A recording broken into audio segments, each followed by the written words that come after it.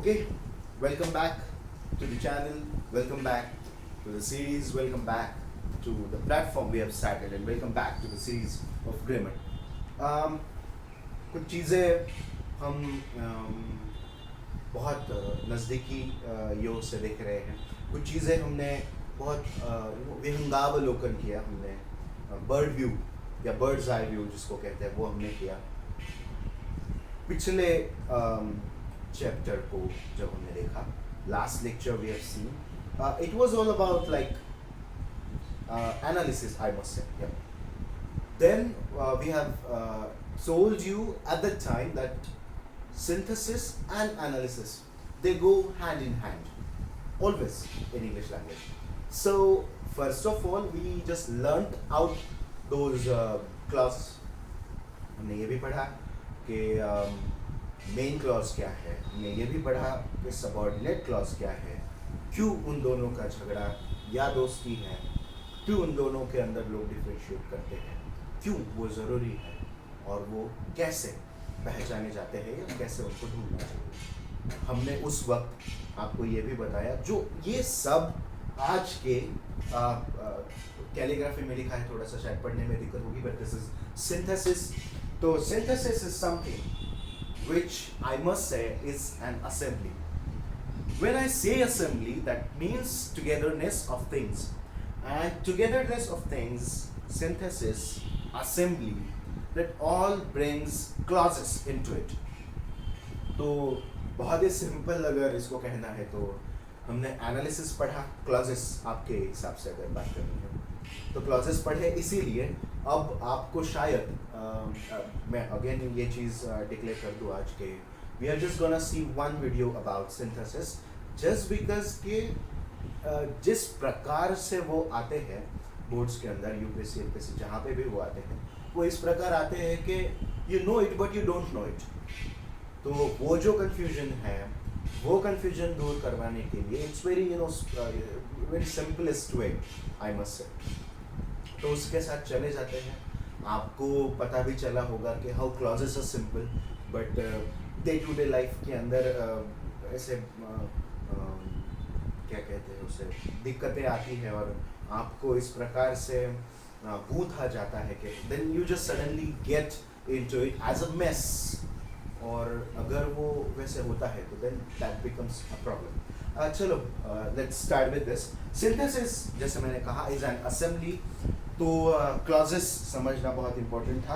आपको पता है अभी, क्योंकि हमने पिछले 2 लेक्चर्स के अंदर वो जाना कि मेन क्लॉज क्या है और सबऑर्डिनेट क्लॉज क्या है. वो बहुत ज़्यादा प्रोलिफिकली इम्पॉर्टेंट है इन सब चीज़ों के अंदर, जस्ट बिकॉज के these things I must say, ये कुछ ऐसी चीज़ें हैं जो आपको बताएगी कि आपको main clause, subordinate clause, synthesis, analysis, ये सब चीज़ें कितनी ज़्यादा इम्पोर्टेंट है. Let me take to you into the subject, and that is एक सिंथेसिस के अंदर हम देखेंगे 3 फेज. आपने कई दफे इसको सुना है, similar to clauses, but clauses जितने कठिन थे उतने ये भी बन जाते हैं. इनको आज हम बहुत ही सिंपल वे में पढ़ने वाले हैं. मैं आपको बार बार ये कह दूँ, we don't focus on examples, that I leave to you. वो मैं आप पे छोड़ देता हूँ, जस्ट बिकॉज कि आपके पास फॉर्मूला होता है, आपके पास 2-3 एग्जाम्पल्स होते हैं. उसके ऊपर अगर आप इंथुजियास्टिक हो, अंदर से उत्साही हो, then you don't have to have that sense कि आपको एग्जाम्पल्स एग्जाम्पल्स एग्जाम्पल्स. ओके, ठीक है. Simple sentence. Second is compound, sorry, and third one is complex. Okay, so very simply, usually people think when they translate this into their mother tongue, maybe Marathi, maybe Urdu, Telugu, Hindi, Sanskrit, they just think that simple sentence, that means sada vakya, yeah, but simple sentence, it's not like that. Second thing, compound, many people think like this is this and this, and then just mix it. It's also like not like that. And complex, people when think that complex, they think that this is very complex things. Actually, by dictionary meaning, they just go further. This is not like that. Very simply, I must tell you, सो ये क्या है, कैसे है, इनको कैसे पहचानना, इनको कैसे करना। पहचानना तो गलत बात है क्योंकि करने के लिए आपको प्रोत्साहित किया जाता है, क्या करना होता है इनके अंदर, तो वो सब चीज़ें हम जान लेंगे। एक दो एग्जाम्पल इनके देख लेंगे और फिर यहाँ पे इस पूरे सिंथेसिस चैप्टर को समझ कर अलविदा कर देंगे। तो let's start with simple, which is not simple, I must tell you, okay? So simple sentences, आपको सबसे पहली चीज जो ध्यान में रखनी है वो ये ध्यान में रखनी है कि सिंपल सेंटेंस मतलब क्या। सिंपल सेंटेंस मतलब होता है जिस सेंटेंस के अंदर one subject plus one predicate. When I say predicate, don't be confused क्योंकि इंटरनेशनली इसी पद्धति से पढ़ाया जाता है। हमारे वहाँ पे एक सब्जेक्ट और बाकी का ऑब्जेक्ट और ये सब चीज़ें दिक्कतें भरी होती है, इसीलिए one subject and one predicate. Predicate is a bunch of helping verb, may be और मे नॉट बी। अगर सिंपल प्रेजेंट टेंस है तो हेल्पिंग वर्ब की कोई दिक्कत नहीं है, और अगर प्रेजेंट कंटिन्यूअस टेंस है तो डेफिनेटली हेल्पिंग वर्ब या ऑक्सिलरी वहाँ पे जरूर आएगा। इसीलिए helping verb plus main verb plus object, तो ये चीज़ें पूरी मिलके बनती है predicate. So one subject and one predicate, that means very simply कि यहाँ पे you don't have the confusion about verbs multiple, I must say, about objects multiple, I must add to this। तो ये चीज़ आपको ध्यान में रखनी है। सबसे पहली आपके नोटबुक के अंदर मैं हमेशा कहता हूँ always open your notebook and more than that open your mind. ज़्यादा से ज़्यादा आपके दिमाग खुले होंगे तो आपको ज़्यादा समझ में आएगा। One subject and one predicate, मैं आपको टाइटल फॉर्मूला बता रहा हूँ उसका। टाइटल फॉर्मूला दैट मीन्स इसको देखो और खत्म। इसीलिए one subject one predicate, very simply if you write any a sentence like Mathilde, it's a French name, Mathilde wears a gown, okay? Gown, that doesn't mean in Indian way, gown that means in foreign way, and that means like more than frock, okay, having a multiple of dresses like this and all. So Mathilde wears a gown, that means very simply this one has one subject, clear? Second thing, it has one main verb, okay, that is also clear, and it has one object. Together this becomes predicate, and that is why one subject one predicate becomes a simple sentence। अब आपको बहुत simple लगा होगा just because के ये तो हमने sir जी ने तो ये बहुत सिंपल सा सेंटेंस ले लिया। It's not like that. आपको जब एग्जाम्स बोर्ड्स यूपीएससी एमपीएससी के अंदर ये पूछा जाएगा then you have to merge two sentences to make one. Now when you have to make one then आपके पास दो सेंटेंस के दो अलग अलग ऑब्जेक्ट है, आपके पास दो सेंटेंस के दो अलग अलग करता है या फिर एक हो सकता है, आपके पास दो सेंटेंस के दो अलग अलग वर्ब्स हैं मेन जिनको आपको कन्वर्ट करना है। हमेशा ऐसे नहीं होगा, कई दफ़े आपको जीरेंड यूज करना पड़ेगा, that means past participle present participle, तो इट डिपेंड्स। तो ये इतना सिंपल खेल नहीं है, बट इतना सिंपल इसीलिए है कि अगर आपके दिमाग में यह तय है कि one subject and one predicate is equal to simple sentence, then nothing can bother you, nothing can get difficult for you. Let me take to you few of the examples of this। इसको ज़्यादा elaborate नहीं करूँगा, पर ये आपको लिख लेना है। आप ये नहीं कह सकते कि सर आपने बहुत जल्दी मिटा दिया। You have the video, you can pause it, you can rewatch, okay? So let's go ahead of this। कई दफ़े से होता है कि आपको जब दो सेंटेंसेस आते हैं और दो सेंटेंसेस आने के बाद आपको सिंपल सेंटेंस बनाने के लिए कुछ चीज़ों की मदद चाहिए, तो मैं आपको वो ज़रा इंगित कर दूँ। ए में से मैं आपको बता दूँ कि आपको कई दफ़े इन्फिनिटिव यूज़ करना पड़ता है, बराबर। Infinitive that simply means to, okay. Base verb और टू एक साथ, इसको कहते हैं इन्फिनेटिव। तो let me take to you one of the simplest example of nowadays, जैसे कि अभी डॉक्टर्स का ही लो, तो ये बहुत सिंपल सी चीज़ है कि हम कैसे उसको दो सेंटेंसेस को इकट्ठा करते हैं। जैसे कि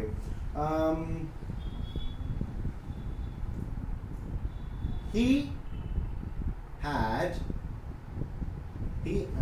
ओके, हम इसको ड्यूटी ही बनाते हैं अभी। he had to receive, मैं आपको ये एग्जांपल ज़्यादा क्यों नहीं दे रहा हूँ, बहुत सिंपल है। आपको क्या पूछेंगे डोंट नो, बट आपको बस इतना याद रखना है, one subject and one predicate. How, that is the smart way, हम वो पढ़ रहे हैं अभी। He had to receive patience, and second it's his duty. Definitely, he must be a doctor, he must be a compounder, he must be an MD or anything regarding to the health center or health area. तो उसके अंदर कोई भी है, he had to receive patients. For example, very simply we can take the example of doctor. It's his duty. Very simply, if I have to make it a simple sentence, because it is having two sentences, I have to make one sentence. Here, we are having some problems with this. इसको बहुत simply हमें इतना ही करना है, It's his duty, मैंने बोला आपको infinitive use करना है, आपके दिमाग में आया होगा, to receive, okay, it's his duty to receive patients. See, पहली बात आपको ये देखनी है, क्या मीनिंग बदला। He had to receive patients, उसको दुखियारों को स्वीकारना था। सेकेंड, ये उसका कर्तव्य था। यहाँ पे जब हम बोलते हैं ये उसका कर्तव्य था कि वो दुखियारों को स्वीकारे। We have changed nothing, literally nothing. आपको ये दिमाग में होना चाहिए, पहली चीज, we are not changing the meaning. Second thing, क्या ये one subject one predicate है? Let's see. Okay, it is. So is also that, but just forget about that. But it, main verb एक ही है, is यहाँ पे, main verb यहाँ पे is है। आप बोलेंगे to receive, what is that? मैं अगेन आपको रिफर करूँगा, this is infinitive. और हाँ, अगर आपको infinitive पता नहीं है तो I'm sorry. This is very very basic things that 5th, 6th, 7th standard students of standard English school they should understand this. Okay, very simple. Just go for it. So he had to receive patients. It's his duty. It's his duty to receive patients. Okay. मुझे इतना ही कहना है कि कई जगह पे आपको ये करना पड़ता है। इसके लिए क्या लगेगा? Sense of making sentences. Let me be very clear about it. आपके पास अगर वाक्य बनाने की शक्ति नहीं है, और वो किससे आएगी? मैंने बोला है आपको बेसिक्स पक्के करने पड़ेंगे, आपको टेंस पक्के करने पड़ेंगे, आपको ऐसे वाक्य प्रचार को जाना पड़ेगा, आपको प्रैक्टिस करना पड़ेगा। ये 4-5 चीज़ें कर लो, आप बना सकते हो, बराबर। पर यहाँ पे वो भी नहीं करना है, आपको ऑलरेडी दिया हुआ है, तो दिए हुए में से मुझे ये बनाना है। मुझे यहाँ पे he had to, okay, he should receive patients, okay, it's his duty, बराबर, it's his duty to receive patients। Again same चीज हुई, मैं आपको यही बता रहा हूँ, यहाँ पे शुड भी आता।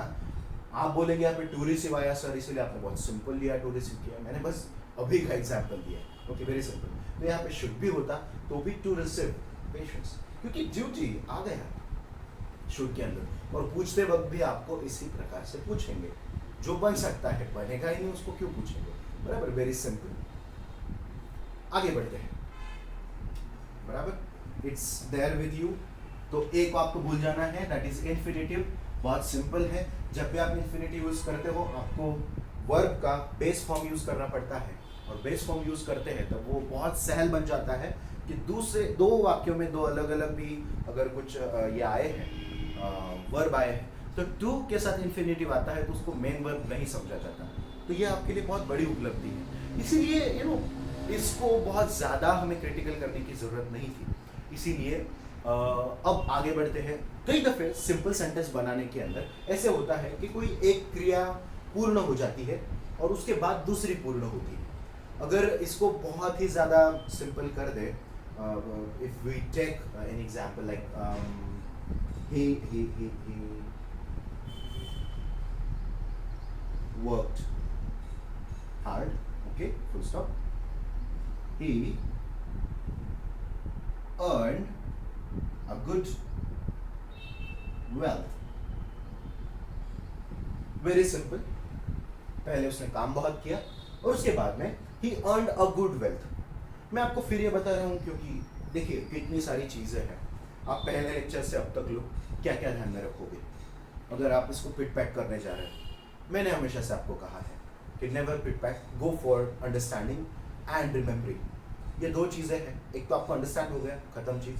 दूसरी चीज़ आपको रिमेंबर करना है, याद रखना है। याद रखना और याद करना इसमें बहुत ज़्यादा फर्क है।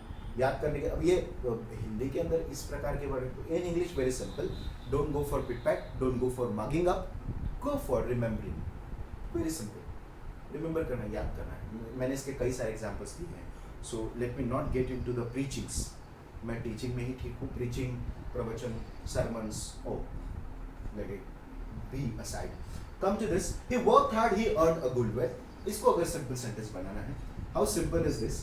आपको अगर लिखना है तो आप लिख सकते हो। मैंने बी को वाक्य लिखा, ये यहाँ पे ऐसे है कि एक क्रिया अगर पूर्ण होती है उसके बाद दूसरी क्रिया पूर्ण होती है,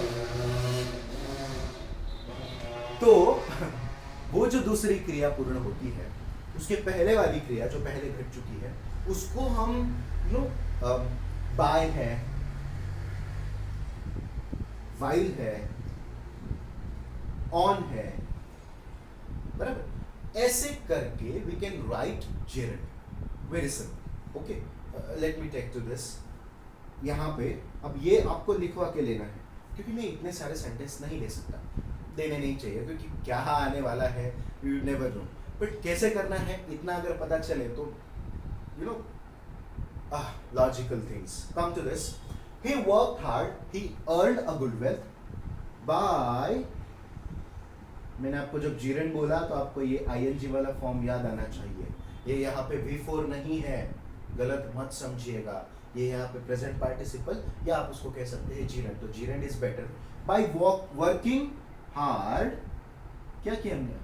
ही earned a good wealth, okay, very simple. मैं क्या किया है यहाँ पे? बाय वर्किंग हार्ड, बाय लगाने के बाद we don't have to make something else. By working hard, यहाँ पे ये जीरंड है तो वर्ब का कोई दिक्कत नहीं है, बराबर। हम क्या कर रहे हैं आप समझ लीजिए, हम ये ट्राई कर रहे हैं कि एक ही सब्जेक्ट रहे, बराबर। By working hard, ये पिछला वाला आगे हमने लिया एक इमेजिनेशन के हिसाब से, यहाँ पे ही है, बराबर, जिसके बारे में हम बात कर रहे हैं। दो ही को हमने एक कर दिया। ही अर्नड, करता, एक मेन वर्ब और एक ऑब्जेक्ट, ये भी एक ऑब्जेक्ट के ही सारे पुर्जे हैं। कितना सिंपल ये है। So by working hard he earned a good wealth. How simple is this, isn't it? इसीलिए मैं आपको कह रहा हूं कि आपको ये ध्यान में रखना है कि one subject and one predicate. यहाँ पे आप इसको अलग नहीं कर सकते। सिंपल सेंटेंस में यही बड़ा मसला है कि ये सिंपल नहीं है। आपको दो सेंटेंसेस को एक करना है तो that is not simple, but simple sentence is simple just because के one subject and one predicate and, और उसी लिए भी वो सिंपल नहीं है। इसीलिए सादा वाक्य है क्योंकि उसकी सादी रचना है, एक सब्जेक्ट और एक प्रेडिकेट, पर अब ये देखिए, bye working hard he earned a good wealth, बराबर। व्हाइल वर्किंग हार्ड, अब ये डिपेंड करता है on working hard he earned a good wealth, तो ये आप अलग अलग पद्धति से उसको कर सकते हो, थोड़ी सी सिचुएशन बदल जाती है, बराबर। तो आपको बस इतना ही याद रखना है कि हमें इन तीन चीज़ों के साथ में कोई जो भी मेन वर्ब है, बराबर, पहले वाली क्रिया का मैं आपको बार बार बता दूं, बी का सेक्शन इसीलिए है कि अगर कोई क्रिया पूर्ण होती है उसके बाद उसका रिजल्ट कोई क्रिया पूर्ण होती है तो उस वक्त पे पहली क्रिया के वर्ब को लेकर हम जीरंड उसका बनाएंगे, खत्म चीज।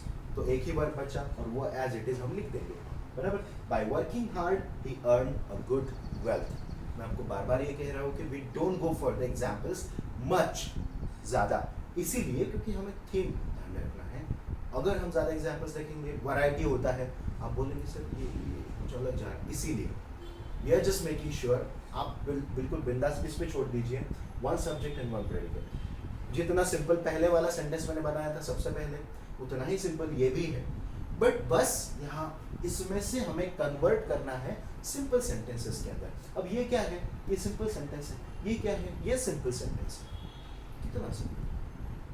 तो इनको मर्ज करना है और इतना ध्यान रखना है कि one subject and one predicate. आप कहीं पे भी जाओ, मैंने तो भी आपको इतना लिया, almost let me calculate, it's almost 20 minutes बराबर। तो इट इज जस्ट लाइक कि यू नो डिजास्टर्स, इतना कोई नहीं आपको वक्त देगा फॉर सिंपल सेंटेंसेस बराबर। इसलिए आगे बढ़ते हैं। और इसके अलावा कई दफे ऐसे होता है कि आपको कोई एक नाउन ऑपोजिशन में यूज करना पड़ता है। सी अगर मैं इसको कहूँ तो बेहतर हो जाएगा। तो सी में आपको याद रखना है कि कोई नाउन आपको ऑपोजिशन में यूज, अब नाउन ऑपोजिशन में कैसे यूज करते हैं, वेरी सिंपली कि हाँ एग्जाम्पल्स के साथ हम जाते हैं। आपको इतना ही याद रखना है कि हमें सिंपल कैसे करना है। मैं ये ABC इसीलिए आपको लिखवा के नहीं दे रहा हूँ, पर ये एडिशनल इंफॉर्मेशन है कि अगर ऐसे होता है तो हम क्या करें। इसलिए मैंने पहले बोला इन्फिनेटिव यूज करो, जिससे आपका दो वर्ब कट हो जाता है। इन्फिनेटिव आ गया मतलब एक वर्ब तो गया।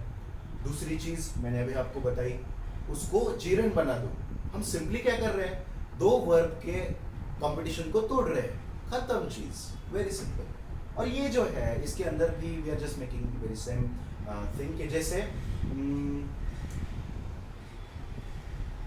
मिस्टर बोल्ट, आप इनको जानते हैं, mister Usain Bolt, the fastest man on earth. तो mister Bolt is my friend, okay, he is but he is the fastest man on earth। ये बड़े बड़े सेंटेंस इसलिए ले रहे हैं क्योंकि आपको कोई दिक्कत ना हो। छोटा लिया जाए तो आप बोलते हो अरे सर बहुत छोटा है, बड़ा आया तो क्या करना, अब छोटा आया तो क्या करना, वो मत पूछना। तो mister Bolt is my friend, he is the fastest man on अर्थ। दोनों भी सिंपल सेंटेंस है, लेट मी टेल यू। इसको एक सिंपल सेंटेंस बनाना है, very simple. Mister bolt, okay, my friend is the fastest, okay, man on earth. Very simple. कुछ दिक्कत है, मैं आपको बता रहा हूँ। अभी हमने क्लॉजेस पढ़े, क्लॉजेस का कहीं यहाँ पे शुमार है नहीं है, तो वही बोल रहा हूँ। यहाँ पे हम कोई कनेक्टिव नहीं यूज कर सकते। क्या कनेक्टिव यूज किया हमने, दैट, व्हेन, कुछ भी नहीं। यहाँ पे सिंपल सेंटेंस के अंदर that is the biggest thing, हम कुछ भी यूज नहीं कर सकते, ना कनेक्टिव ना क्लॉज, वेरी सिंपल। इसीलिए मिस्टर बोल्ट कोमा करके हमने बोला my friend is fastest man on the earth. Come on, very simple, as simple like that. तो ऐसे भी जब आपके पास आएंगे जहां पे आपको दो कर्मों को अगर ऑप्शन रखना है, यहाँ पे देखिए मिस्टर बोल्ट इज और ही इज सेम है बराबर। इसीलिए हमने mister Bolt my friend, is को हमने निकाल दिया और इसमें मिक्स कर दिया। यहाँ पे तो मैथ नहीं है, is plus is equal to is square, ऐसे तो नहीं होने वाला। वेरी सिंपली, इसीलिए Mister Bolt my friend is the fastest man on the earth. How simple is that, how beautiful is this, okay, come to this. मैं आपको यही कह रहा हूँ बार बार कि यहाँ पे हमने एक करता रखा, ये ऑब्जेक्ट का पार्ट है और एक ही इसमें मेन वर्ब है, that is, okay, come to this. Very simply, and last but not the least, with simple sentence, okay, that's gonna tell you कि जब दो क्रियाएं साथ में होती है बराबर, तो दो क्रियाएं साथ में होना मतलब साथ में रहना, साथ में होना, साथ में चलना, जो भी है, अगर कुछ दो चीज़ें साथ में हैं, बढ़ रही है, ख़त्म हो रही है, कुछ भी, उस वक्त हम यूज़ करेंगे जीरंड। बहुत सिंपल अगर मैं आपको कहूँ कि ये इसको डी समझना आप, देखिए आपके पास वीडियो है, इसीलिए you can not complain kids मतलब इतना फास्ट हुआ, you can again go for the previous minute, again just pause that, here it multiple of times, earlier it was 3 hours, now you are having it for the whole time of your life, बराबर, the videos are open earlier and now, be smart. चलो, तो D1 is it's saying कि while two actions are similarly happening or evolving or destroying whatever, दो क्रियाएं जो साथ में चलती है, तब भी शायद हम gerund यूज कर सकते हैं, जैसे कि he is poor, he don't have anything to eat. Very simple. देखिए ये भी सिंपल सेंटेंस है, क्यों? क्योंकि टू इट आया है। मैं आपको यही कह रहा हूँ, ये simple sentence means what? It's confusing, but simple sentences mean one subject and one predicate. While you are making two sentences together, आपको दो कर्म दो वर्ब, इनका तो प्रॉब्लम आने वाला है, इसीलिए हम इसको इतना सिंपल कर रहे हैं। अगर आपको कर्मों के बीच में प्रॉब्लम है तो हमने सी देखा, अगर आपको वर्ब के बीच में प्रॉब्लम, जो सबसे बड़ा प्रॉब्लम है, क्योंकि आप कर्म को एक साथ रख सकते हो, दो कर्मों को, और वो एक कर्म बन भी जाता है, बराबर, वो हमने देख भी लिया, बट दो वर्ब नहीं, साथ में नहीं रह सकते, इसलिए हमने उसको कन्वर्ट किया। तो being poor, he, sorry, यहाँ पे doesn't होना चाहिए, my apology for this, okay? Being poor, he doesn't have anything to eat. Nothing is gonna change ahead of this. क्या किया हमने? is यहाँ पे be का स्वरूप है, मैंने आपको पहले भी दिया, be was been, और उसका before होता है, मतलब उसका अगर जीरंड करना है, प्रेजेंट पार्टिसिपल करना है या बिफोर करना है, जो भी है वो बनेगा being, ओके? इसीलिए आपको दिक्कत नहीं होनी चाहिए, इसलिए मैंने ये समझाया। तो being poor, पुअर होने की वजह से he doesn't have anything to eat, यहाँ पे क्या है? he is poor, वो गरीब है, उसके पास कुछ खाने के लिए नहीं है, गरीब होने के कारण उसके पास कुछ खाने को नहीं है। How simple is this?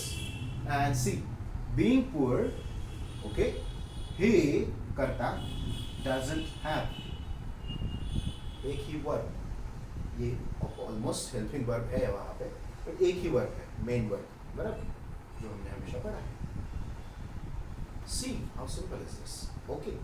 Now let me calculate the time and tell you that this is how we are just gonna make this very very simple. इसीलिए जब मैं आपको ये कहता हूँ कि ये सब करना, how simple is this and how simple is that, तो इसीलिए आपको गलती से भी सिंपल सेंटेंस को सिंपल नहीं समझना है, पर करते वक्त वो कितना सिंपल है ये आपको वन सब्जेक्ट और वन प्रेडिकेट के साथ पता भी चलना चाहिए। Let me take to you to the second part, and that is compound sentence. Okay.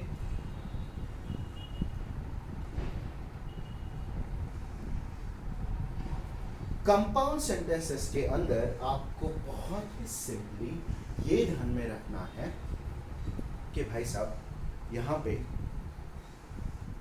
आपको एक फ्रीडम है, आप वन सब्जेक्ट वन प्रेडिकेट से ज़्यादा भी रख सकते हो, और इतने ज़्यादा कि अनगिनत, जहाँ तक वो वाक्य आपको अर्थ दे। तो वो डिपेंड करता है आपके इंग्लिश के नॉलेज के ऊपर कि आप कितने सेंटेंसेस उसको जोड़ सकते हो। बट वेरी सिंपली जो हमने पहले एनालिसिस क्लॉजेस के वक्त पढ़ा, वो अब यहाँ पे कैसे काम में आता है, मैं आपको वही बता रहा हूँ कि एनालिसिस इज द जान, is a heart of synthesis.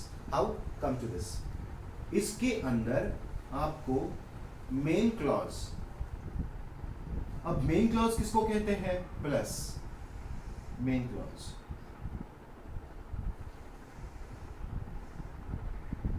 मैंने मेन क्लॉज प्लस एस लगाया, दैट मीन्स प्लूरल। तो मेन क्लॉज और मेन क्लॉजेस, दो मेन क्लॉज और तीन मेन क्लॉज, दो और ज्यादा, जितने जहां तक आप मीनिंगफुल सेंटेंसेस बना सकते हैं, नथिंग इज इम्पॉसिबल. हाँ, let me tell to this. तो मेन क्लॉज है और मेन क्लॉजेस है, उन दोनों के जो गट्ठे रहेंगे उनको हम कहेंगे कंपाउंड सेंटेंस. बट सडनली आपके दिमाग में आएगा कि फिर ये पॉसिबल कैसे है? आई मीन, दो अगर सेंटेंसेस लिख रहे हो सर आप, तो आपने पहले ही बोल दिया they will be like you know, वो तो सिंपल सेंटेंसेस को दिए हुए प्रश्न होते हैं बोर्ड एग्जाम के अंदर. वही यहाँ पे जो फर्क है वो ये है कि आपको यहाँ पे कोऑर्डिनेटिंग, इसके अंदर बहुत सारे प्रकार हैं. तो let me not get you into the trouble by saying कि आपको इलेक्टिव कोऑर्डिनेटिंग चाहिए, आपको रिलेटिव कोऑर्डिनेटिंग चाहिए, आपको रीजनिंग कोऑर्डिनेटिंग कंजंक्शन चाहिए. आपको बस इतना समझना है. मैं तो इतना ही कहता हूँ कि just focus on this, just focus on this, just forget about this, forget, that means mildly, smoothly इसको पढ़ो, coordinating conjunctions. I hope जब हमने पढ़ा तो आपने conjunctions को सीरियसली लिया होगा. अगर आपको याद नहीं आ रहा है अभी तो let me tell you, हमने पढ़ा and, हमने पढ़ा yet, हमने पढ़ा but, हमने पढ़ा कई सारी चीज़ें हैं अभी इसमें, as well as हमने पढ़ा no sooner than, हमने पढ़ा नॉट ओनली बट ऑल्सो, हमने पढ़ा हाउएवर, हमने पढ़ा देयरफॉर, हमने पढ़ा let me tell you like hence, हमने पढ़ा सो, हमने पढ़ा कितनी चीज अकॉर्डिंगली, कितनी चीज़ें हैं. अब ये सब आपको एग्जाम्पल में दे क्या कितने लेक्चर्स निकल जाएंगे. मैं यही कह रहा हूँ कि हाँ ज़रूर मैं भी लिखवा के दूंगा आपको, बट आपको इतना समझना है कि main clause plus main clause, पर इसके बीच में अगर हम कुछ नहीं जोड़ेंगे तो वो कंपाउंड सेंटेंस कैसे बनेगा? संयुक्त युक्त, संस्कृत पढ़ाने कहाँ लग जाते हैं, जाने दो, छोड़ो. संयुक्त का मतलब क्या होता है? बराबर, उनका योग हो रहा है, सम प्लस योग, बराबर, युज धातु से वो बना है. संयुक्त जो है यहाँ पे, संयुक्त दैट मीन्स जोड़े हुए, बराबर. और जो हमने चीज पढ़ी थी कि कंजंक्शन और प्रीपोजिशन में जो बेसिक फर्क था, वो बेसिक फर्क ये था कि एक जगह पे कंजंक्शन जोड़ता है, बराबर, और प्रीपोजिशन नाते बनाता है, बराबर. तो ये जोड़ना अलग है. मैं किसी ऐरे गहरे आदमी का हाथ पकड़ूं, मैं जुड़ गया, पर मैं अपने किसी भाई के साथ जुड़ना, उसका मतलब होता है कि रिलेट करना. तो रिलेशन और कनेक्शन हमने उस वक्त भी पढ़ा था. देखिए कौन सी चीज़ कहाँ पे कब यूज़ में होगी. इसलिए जान, लॉजिक, दिल, हार्ट को समझना किसी भी ग्रामर के पार्ट को कितना आवश्यक बन जाता है ना. आगे बढ़ते हैं. तो आपको इतना ध्यान में रखना है कोऑर्डिनेटिंग कंजंक्शंस. तो कंजंक्शन मैंने इतने सारे बोले, अभी लिखवा के लेते हैं. चलो let's go for this. Okay, but, and, yet, okay, until, let be, you know, as well as, not only, आगे आपको पता है, but also, इसीलिए छोड़ देता हूँ. However, okay, so, hence, sorry, therefore, because, okay. अब मुझे लगता है I should stop here just because अब इसमें कितना दे आपको बस यहाँ पे इतना ध्यान में रखना है. कंपाउंड सेंटेंस के अंदर जो दो सेंटेंसेस होंगे वो मेन क्लॉज ही होंगे. इसमें और कॉम्प्लेक्स के अंदर आपको कंफ्यूज क्यों नहीं होना है. मैं आपको बस एक ही वाक्य बोलूँगा और आप क्लियर हो जाएंगे क्या कैसे हम देखते हैं. अभी मेन क्लॉज और मेन क्लॉज के बीच में आपको कोऑर्डिनेटिंग कंजंक्शंस डालने हैं. वो कौन से, अब ये तो दिक्कत नहीं है, आपके सामने मैंने लिख दिए. इसके अलावा भी बहुत सारे हैं. मैं आपको बस इतना कहना चाहता हूँ कि अगर आपने कुछ मतलब जीवन में ठान लिया है तो आपके पास दोनों चीज़ें हैं. एक तो फॉर्मूला है और दूसरी जो लगने वाली रॉ मटेरियल है वो भी है. नाउ जस्ट गो फॉर चलो कोई एक सेंटेंस के साथ चले जाते हैं. let me tell you about something. Let me rub this. Okay, we are having all of them. अगर आपको नहीं है आप जाइए, आपके पास अलग अलग सारे बुक्स होते हैं. अगर नहीं है टेल मी, मैं आपको इससे और ज़्यादा 20-25 दे भी दूंगा. मुझे इतना कहना है, जैसे मैंने वर्ब के वक्त कहा कि हमने V1, V2, V3 हर वर्ब का नहीं लिया. अब अगर कोई मुझे पूछेगा सर आपने वो सब क्यों नहीं लिया, मतलब आपने पूरा पढ़ा ही नहीं ना. मैं वही कह रहा हूँ कि if you are using logic तो आपको बहुत सिंपली पता चलेगा कि भैया उसके अंदर क्यों दिमाग डाल रहे हो. बराबर, उतने तो आपको पता है नहीं. मुझे ये कहना है कि ये सब के सब आएंगे नहीं आएंगे उसके बारे में आप सोचो, it's up to you. But आपको अगर थीम पता है तो देयर इज नो इश्यूज ना भाई. चलिए, very simply compound sentence main clause और मेन क्लॉज होते हैं और क्लॉजेस हो सकते हैं. इसीलिए जैसे कि for example let me take to you for very simple example. same sentence I can take like he was poor. Okay, हमने पहले अभी लिया. Let me connect to this. So he worked hard. Very simple. अब आप देखिए जब हम इसका कंपाउंड सेंटेंस बनाते हैं, okay, he was poor, so he worked hard. अगर मैं यहाँ पे लिख दूँ he, तीन सेंटेंस को हम कैसे मिलाएं. मैंने ये जो लिखा ना, मैं आपको फॉर्मूला पूरा समझाना चाहता हूँ, तो इसीलिए let me just he earned a good, वही सेंटेंस. आपको दिक्कत ना है, यही दिमाग में है. He was poor, so he worked hard and he earned a good wealth. कुछ भी दिक्कत नहीं. अब देखिए हमने क्या किया, वेरी सिंपल, हमने कोऑर्डिनेटिंग कंजंक्शंस को यूज किया. अब he was poor, he worked hard, he earned a good wealth मुझे एक वाक्य के अंदर डालने हैं, क्योंकि हम जो सिंथेसिस कर रहे हैं, एकत्रीकरण, हमारा थीम ही वही है. ऐसे करते वक्त मुझे बोला गया कि I have to use compound sentence. वो क्यों, वो खुद जानेंगे, और वो जब जानेंगे तब वो खुद अपने आप आपको ऐसे सेंटेंसेस देंगे जिससे सिंपल सेंटेंस बन सकता है.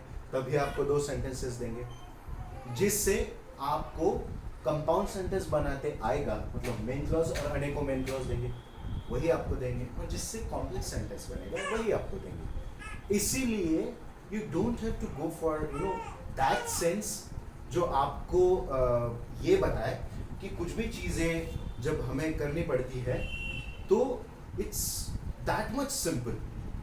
Okay, just be frank about this. Okay, let's go for this. तो ही वॉज पुअर, हमने इसको कनेक्ट, सबसे पहले एक वाक्य बनाया. अब उसको मीनिंगफुल तो बनाना पड़ेगा ना. आप ये तो नहीं बोल सकते सर यहाँ पे आपने सो लिया, वहाँ पे एंड क्यों लिया. वेरी सिंपल, आपको यही लॉजिक तो यूज करना है. अदरवाइज सारा कुछ अगर नियमों से चल रहा है तो I don't think a language would be a language. Come to this, he was poor, he worked hard. Very simple, वो गरीब था इसीलिए उसने काम किया, इसलिए हमने बोला सो. बराबर. अगर हम बोलते कि ही वर्कड हार्ड बराबर और ही वॉज पुअर होता तो मैं यहाँ पे यूज करता ही worked hard because he was poor and he earned a good wealth. कितना सिंपल है. मैं आपको वही बोल रहा हूँ कि इसके अंदर कोई टिपिकल फॉर्मूला नहीं है. You have to use your sense. तो मैं आपको बार बार ये बता रहा हूँ, ही वॉज पुअर, सो इसीलिए उसने अच्छा काम किया, मेहनत का काम किया.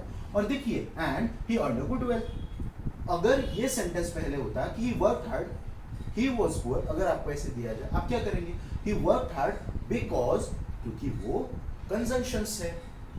ही worked hard because he was poor and he earned a good wealth. तो इसीलिए आई एम जस्ट सेइंग कि just focus on the conjunctions. Okay, इसीलिए कंजंक्शंस पे फोकस करो.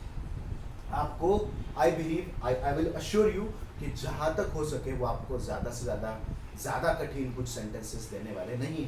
Okay, let me check the time. Yes, we are almost running out of it. So just be sure about this. एक main clause दो. अब main clause का क्या है यहाँ पे फंडा, आप ही वॉज पुअर को लो, खड़ा हो सकता है, अपने आप खड़ा हो सकता है। ही वर्क हार्ड, यहाँ पे आपको क्लॉज को मिक्स नहीं करना है, मैं इसलिए बोल रहा हूँ क्लॉज के ये बंदे नहीं हैं, ये कंजम्पशंस है, ये कनेक्ट कर रहे हैं बराबर, बट ये कनेक्टिव्स वहाँ के जैसे नहीं है जैसे हमने क्लॉज के अंदर देखा। ये जो फर्क है आप एक सेंटेंसेस के अंदर समझ जाएंगे, इसलिए don't worry. He was poor, अकेला खड़ा रह सकता है, मेन क्लॉज है। ही वर्कड हार्ड, अकेला खड़ा रह सकता है, मेन क्लॉज है। और ही अर्न अ गुडविल, अकेला खड़ा रह सकता है, इसलिए मेन क्लॉज है। और मेन क्लॉजेस इस फॉर्मूला को भी सपोर्ट करता है।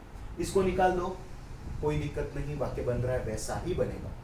अगर ये वाक्य पहले होगा तो यहाँ पे बिकॉज ही आएगा, क्योंकि सेंस है, कॉमन सेंस है बराबर। तो very simply without being melodramatic मैं इसको यहाँ पे रोकना चाहूँगा बराबर। This is very very simple. Okay, again अगर आपको कुछ तकलीफ है, आप हैं, कमेंट्स है, बहुत सिंपल है। You can call the authorities, you can call me, very simple. I am available, they are available. हम सब पढ़ने के लिए ही तो यहाँ पे इकट्ठा हुए हैं बराबर। इसी के साथ I just say good by two this. हमें इसको भी ज़्यादा मत लगा, मुझे से लगा, बिकॉज आपने अगर पढ़ा हो सिंथेसिस, खास करके ये सिंपल कॉम्प्लेक्स का कहा, तो आपको पता होगा दिस इज यू नो, अगर लाइव हम पढ़ा रहे तो एक दिन का मसला है। लाइव पढ़ाना आपको पता है कि कोई मस्ती करता है, उसको टीचर दबाते हैं, कोई क्या कर रहा है, टीचर एक हाथ स्टोरी बता देते हैं, ऐसे पूरा है।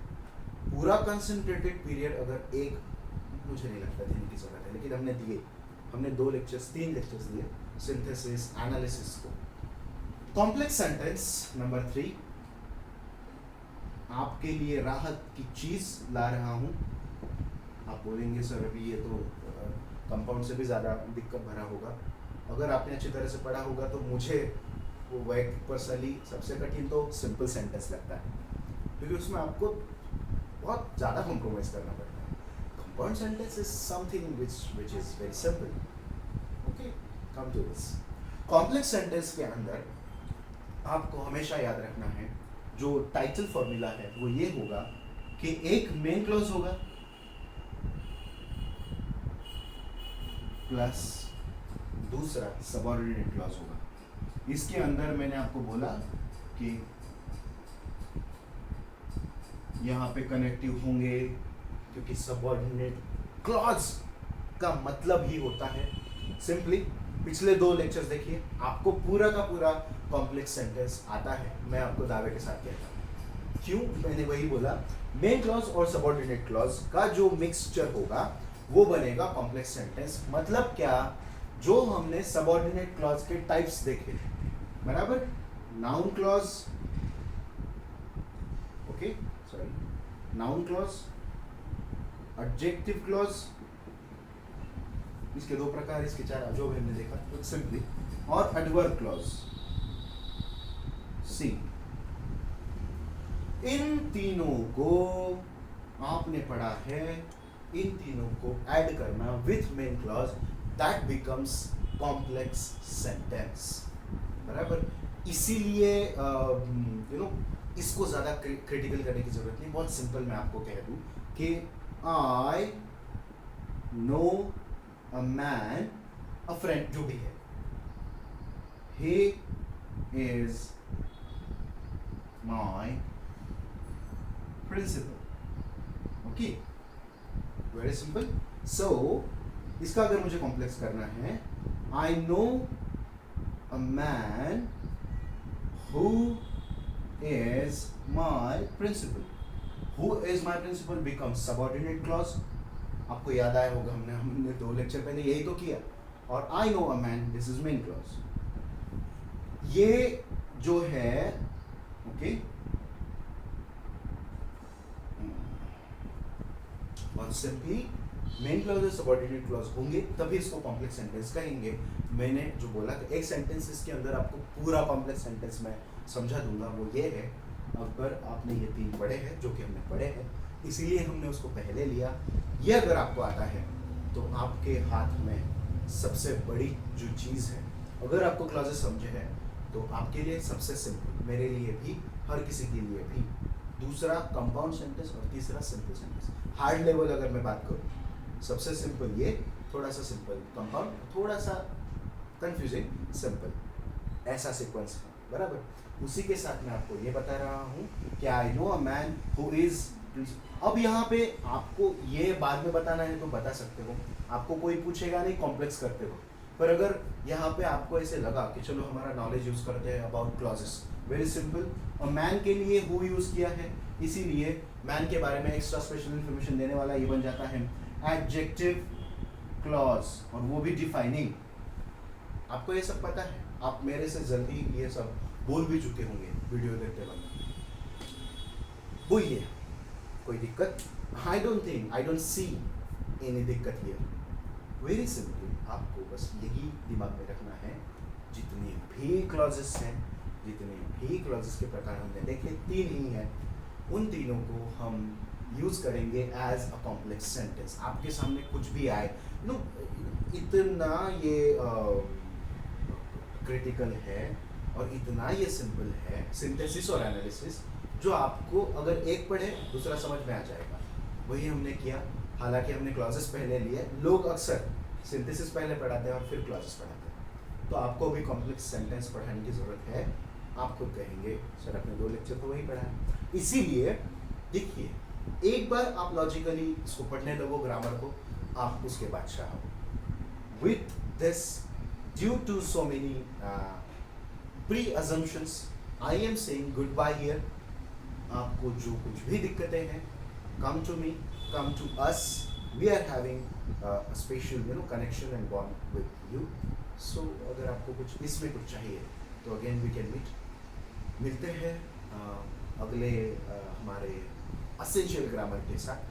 तब तक के लिए अपना ख्याल रखिए, और ऑफ कोर्स जो हम हमेशा कहते हैं, अपने आजू बाजू का भी ख्याल रखिए, अपने मम्मी पापा है उनका ख्याल रखिए। प्रैक्टिस सबसे ज़्यादा आपको करनी है, आप करते हैं आई बिलीव, और ऐसे ही हंसते मुस्कुराते रहिए। Thank you.